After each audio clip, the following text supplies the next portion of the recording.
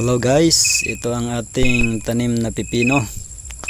Ito ay medyo napabayaan na kasi medyo busy ako. Pero makikita natin ang kanyang magandang bunga dito. Yan po. Ang bunga nito ay napakaganda at sariwang sariwa pa.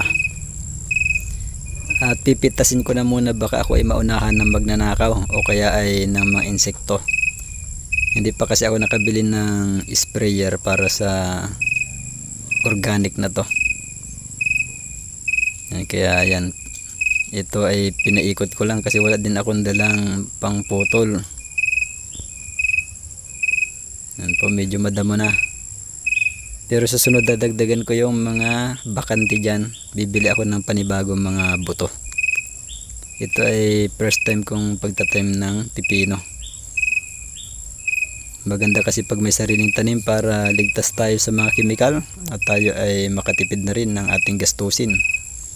Yan, sa munting lote na to ay maganda makapagtanim tayo ng mga pananim na kung saan ay atin pong mapapakinabangan para sa ating malusog na pagkain at malusog na pangatawan. Yan, kaya ako nakakuha dito ng 2, tapos meron pang isang maliit dyan sa unahan.